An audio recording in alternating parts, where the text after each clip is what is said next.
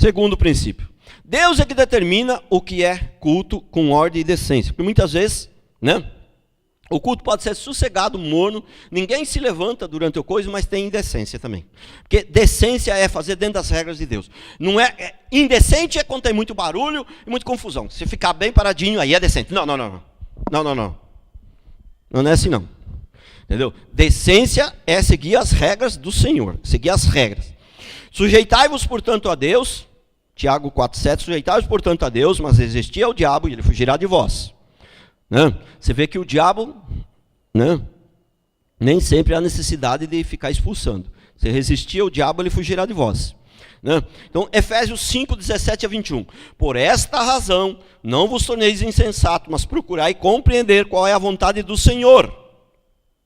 Não vos embriagueis com o vinho, na qual há dissolução, mas enchei-vos do Espírito. E como que você faz para se encher do Espírito? Muitas igrejas modernas, qual que é o ensinamento deles para você se encher do Espírito? Começa a orar em línguas, fala, blá, blá, mas eu não sei orar em línguas, mas fala aí, blá, blá, blá, blá. Entendeu? Começa a orar em línguas que aí o Espírito vem, aí você se enche. Eles começam a fazer isso, entendeu? E aí, mas você está com o coração fechado, se abre aí, rapaz, entendeu? Né? E aí faz umas orações meio doidas, dá uns empurrão na gente, dá uma rasteira de uba, entendeu? Né? Mas ora em línguas aí, cai na unção aí, que aí Deus... Aí você fica cheio do Espírito.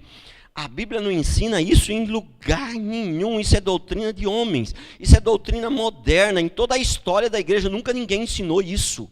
Você entendeu? A Bíblia não ensina isto. O que é para alguém ser cheio do Espírito? O que a Bíblia ensina é isso aqui, ó, versículo 19. Vamos começar do 18.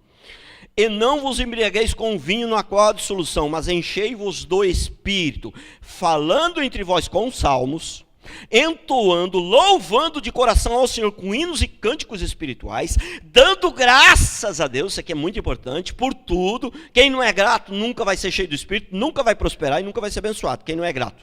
Dando sempre graças por Deus em tudo, Deus e Pai, e em nome do nosso Senhor Jesus Cristo, sujeitando-vos uns aos outros. Isso é a dica que Deus dá para se encher do Espírito. Não começar blá, blá, blá, blá, blá, blá, blá. Não. Isso aí não tem na Bíblia, não. Isso aí é doutrina de homens, é doutrina moderna. Entendeu? É doutrina moderna. Então, olha aqui, ó. Deus é que determina o que é a regra dele. Olha aqui o que aconteceu com o cidadão, aqui, ó. Né? Levítico 10, de 1 a 3. Nadab e Abiú, esse Nadab e Abiú aqui eram sacerdotes. Eles eram filhos do sacerdote Arão. Entendeu? E eles eram sacerdotes também. E Nadab e Abiú, filhos de Arão, tomaram cada um incensário. Isso aqui era um culto, viu? Isso aqui foi durante um culto. Tomaram um incensário e puseram neles fogo. E sobre este incenso trouxeram fogo estranho. O que é fogo estranho? O que é fogo estranho? Fogo estranho é fazer um avivamento que não é Deus que fez, que não é Deus que mandou, é um avivamento feito por homens. Entendeu? Irmão, que eu resolvo fazer o seguinte, irmão, vocês estão muito parados aí. Levanta aí, fica de pé. Só não é instrução, não precisa levantar não. Levanta aí, fica de pé. Marlene, começa você aqui, puxa o trenzinho aqui. Vem, anda, o Moi, depois, vem aqui, segue a Marlene aqui. Vamos fazer uma roda aqui. Vamos correr aqui. Vamos correr. Aí os irmãos tudo começam a correr e faz o trenzinho e dança. E trenzinho ao redor aqui, pá. Olha que avivamento. Olha que fogo. É fogo? Lógico que é. Mas é fogo estranho. Fogo feito pelo homem. Não tem avivamento nenhum. Irmão, eu sou líder da igreja, eu mando aqui. Se eu mandar vocês levar para aí fazer um trenzinho, vocês vão fazer porque eu mandei. Vocês não vão fazer porque Deus trouxe um avivamento no lugar. Entendeu? Fogo estranho. Fogo estranho é um avivamento fabricado por homem. O fogo estranho qual que é? Um avivamento onde o homem marca o dia do avivamento. Quem vai fazer o fogo? Quem vai fazer o avivamento se eu que marco o dia? Olha, irmãos, segunda-feira nós vamos ter um culto de avivamento aqui. Se eu estou dizendo que é segunda-feira que vai ter um culto de avivamento, se é eu que marquei que é segunda-feira, quem vai ter que fazer esse avivamento? Sou eu. E avivamento de homem não serve para nada. Avivamento de homem é avivamento de homem. Não é de Deus, é fogo estranho. Se é Deus que vai fazer o avivamento, só Ele sabe que dia que vai ser o avivamento. Não tem como a gente saber. Que dia que vai ser o avivamento?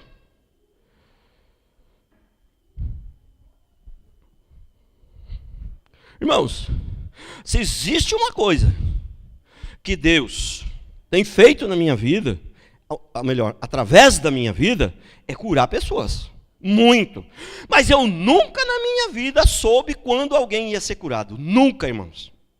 Nunca. Às vezes que eu falava, esse aí eu tenho certeza que vai ser, aí não era.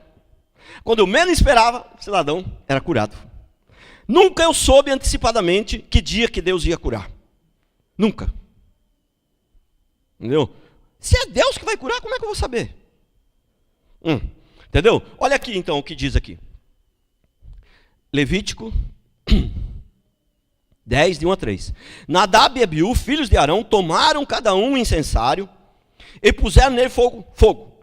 E sobre este incenso trouxeram fogo estranho, perante a face do Senhor, o que lhe não ordenara. Você viu que o próprio texto já diz o que é fogo estranho. Algo que ele não ordenara. Porque o que Nadab e Abiú fez aqui, não foi uma coisa pecaminosa, uma coisa perversa. Você acha que eles, sacerdote, iam fazer uma coisa perversa dentro do coisa? Era uma coisa aparentemente boa, mas só que não foi aquilo que Deus mandou. Então esse é um fogo estranho, né? Então se eu faço os irmãos fazer um trenzinho e sair pulando, é pecado? É uma coisa errada? É uma coisa feia? Não, mas não foi o que Deus mandou. Isso aí não é o fogo de Deus, né? Estou querendo fazer um fogo com a força do meu braço. Então, isso aqui eles tentaram fazer um culto bonito, né? Provavelmente eles fizeram algo lindo aqui, esses dois, entendeu? Eles tentaram fazer o melhor, mas só do jeito deles, não fizeram do jeito que Deus mandou. Esse aqui que é o fogo estranho. Fizeram do jeito deles, não fizeram do jeito que Deus ordenara. E aí o que aconteceu com eles? Deus falou assim, mas o importante era a boa intenção. Eles estavam com boa intenção. Eu conheço o coração, Deus conhece o coração, viu a boa intenção deles e aí premiou eles. É isso que diz o texto? Não. Olha o que diz o texto. Então saiu fogo de diante do Senhor e os consumiu, morreram perante o Senhor. Morreram. Ainda tem gente que fala, que quando a gente fala que Deus mata, tem gente que fala, ai, que absurdo, pastor herege, aquele pastor lá, não, imagina se Deus é amor. Irmãos, olha, você vê direto por aí, direto, as pessoas do mundo e pessoas evangélicas também dizendo, Jesus não veio para julgar, Jesus não veio para condenar, Ele veio para servir e veio para salvar.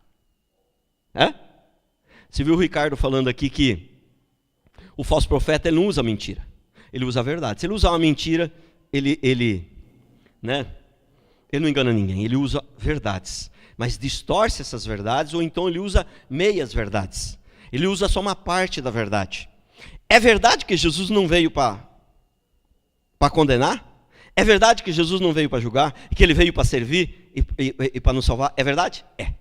A primeira vez. Mas a segunda vez, por que não fala a história toda? A segunda vez ele virá para julgar e condenar as nações e separar os cabritos das ovelhas. Por que só fala a primeira parte?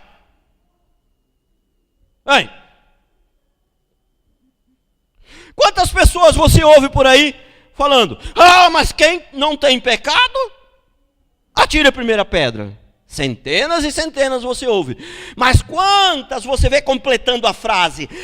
Mas agora vais, não peques mais. Quantos você vê completando a frase? Só fala a primeira parte, que é a que lhes interessa, para continuar no pecado. Olha aqui, versículo 2. Então saiu o fogo de diante do Senhor e os consumiu e morreram perante o Senhor.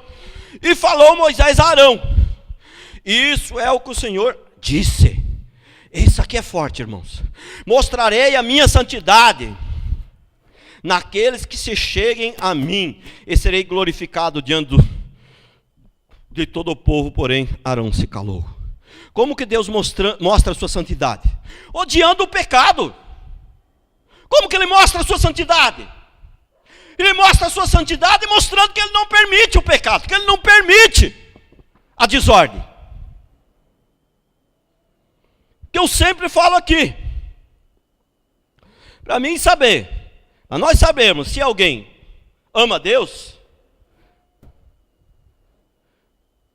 precisa saber se ele odeia o pecado, se ele odeia o diabo.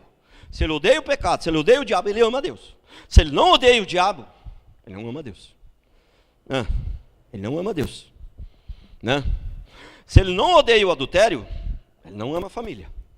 Não. Nós medimos que se alguém ama a família, é se ele odeia o adultério. Como é que nós medimos se alguém ama a vida? Tem um medidor. A gente mede assim, Ele odeia o aborto. Então, ele odeia o aborto, então. Medidor é uma brincadeira, lógico.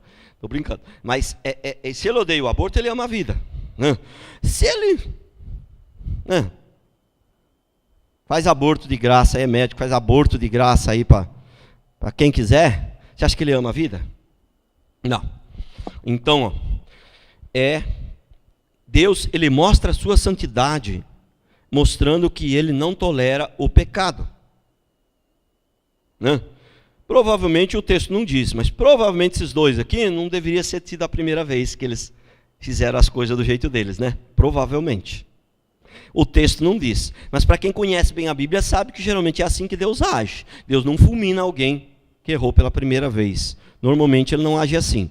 Então, embora o texto não diga, bem provavelmente não deve ter sido a primeira vez que esses dois sacerdotes aqui faziam o culto do jeito deles. E hoje o que tem de gente fazendo o culto do seu jeito e não do jeito de Deus? Tem demais. Bom, vamos lá então agora